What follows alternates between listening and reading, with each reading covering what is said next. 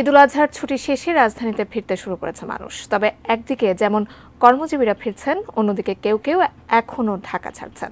বিস্তারিত রবিউল ইসলাম রবির রিপোর্টে।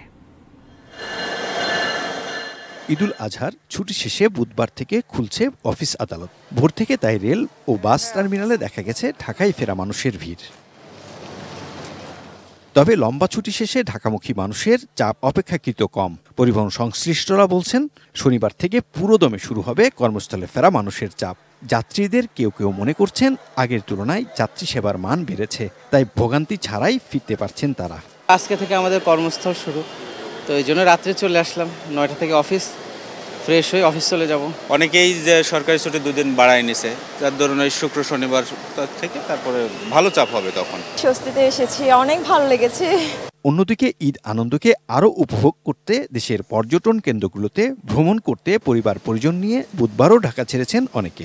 ঈদের আগে যেতে পারলে আরো ভালো হতো, মা বাবার সঙ্গে ঈদটা উদযাপন করা হতো। 2 তারিখ পর্যন্ত ছুটি আছে, সেজন্য আমরা বেড়াতে যাচ্ছি। বাড়িতে বৃদ্ধ মা আছে, তাদের আমি একটাই সন্তান, যাইতে হবে, যার কারণে না পেরে আমি ফ্যামিলি নিয়ে আজকে রওনা দিছি। তবে বাসগুলোতে বাড়তি ভাড়া নেয়ার অভিযোগ করছেন তারা। বরিশালের ভাড়া ঈদের আগে ছিল হলো গিয়া 500 টাকা করে, কাউন্টার বলছে 650 টাকা, এবং অনলাইনে আমি চেক করলাম, অনলাইনে চেক করার পর দেখি যে 700 টাকা করে আমাদের ভাড়া। এর পরিপ্রেক্ষিতে জবাবও দিয়েছেন পরিবহন সংশ্লিষ্টরা। যাচ্ছে ভালো, আসতেছে খালি।